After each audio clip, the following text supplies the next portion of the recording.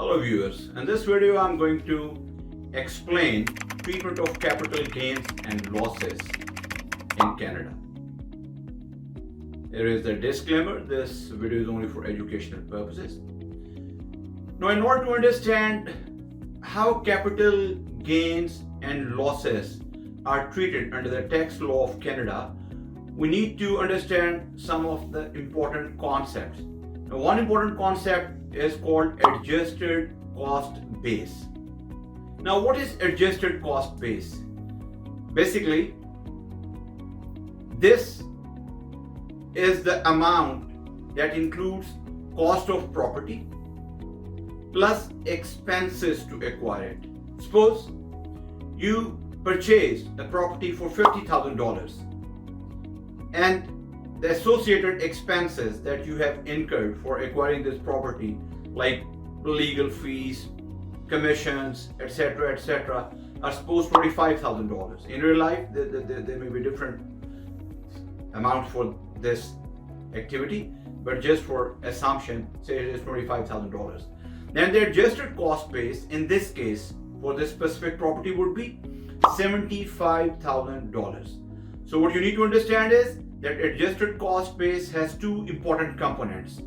One, cost of property, and second, expenses to acquire that property. Now, another important concept is capital gain. What is a capital gain?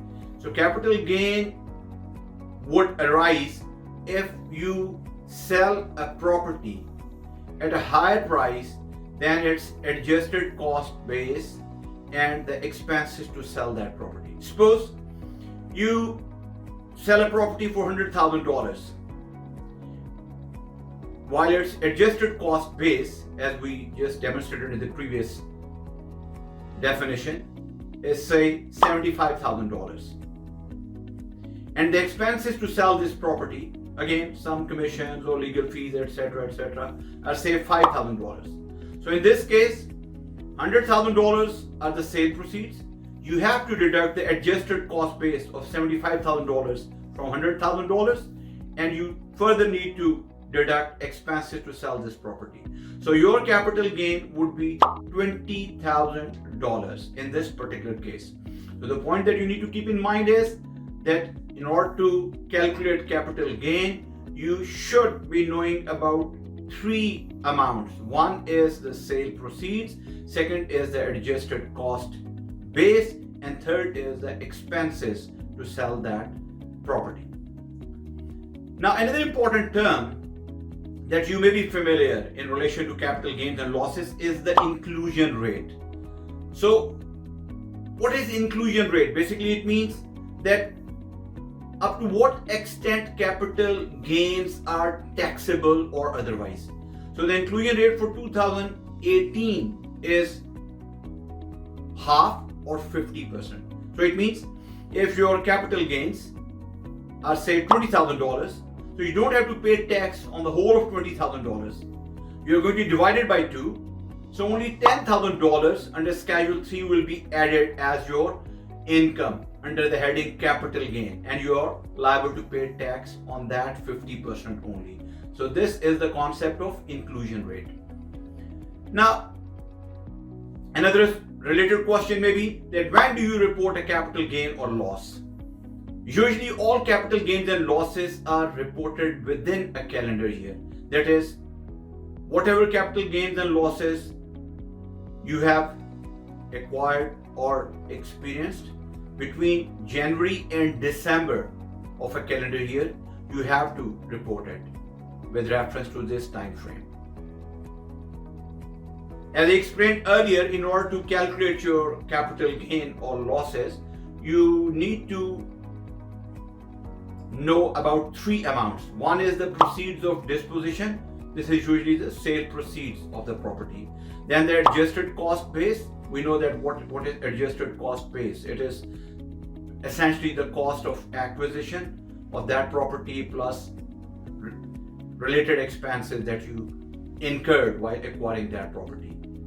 And the third amount is the expenses to sell the property.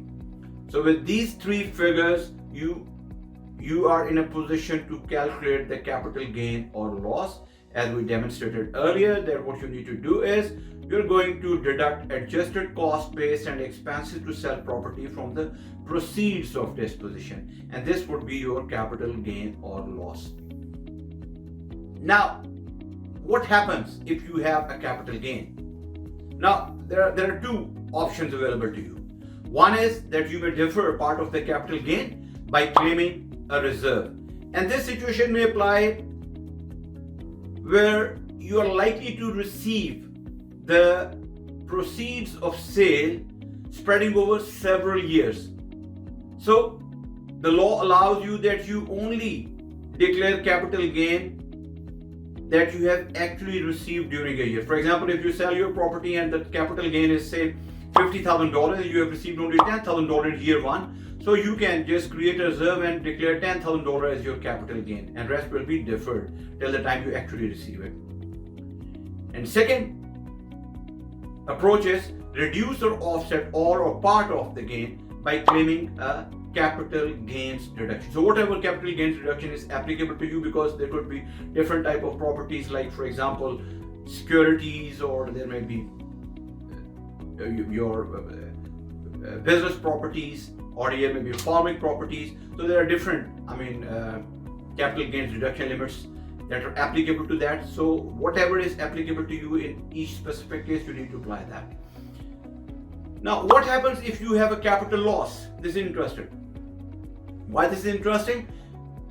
Now, there are three options available to you. One is that you need to adjust this capital loss against capital gains of the same year. For example, in year 2018, you have a capital loss on one property to the tune of $50,000, while you have a capital gain in the same year, 2018, to the tune of $75,000. So you're going to net off the two, and your net capital gain would be $25,000 in this case. That is $75,000 minus $50,000. Second option is that any excess capital loss may be carried back to 3 years. So if you had capital gains in the past 3 years, you can carry back this capital loss and make adjustments in your tax return of those past years. The third option is that you may carry forward these losses. If the first two options are not available to you, or for other tax planning purposes, you prefer to carry forward your capital losses, that you can carry these capital losses for indefinite time period. So whenever in the future there are, for example, capital gains, you may offset these capital losses against those future gains. I hope you enjoyed this video. For future updates, please do subscribe our channel. It's absolutely free. Thank you for watching.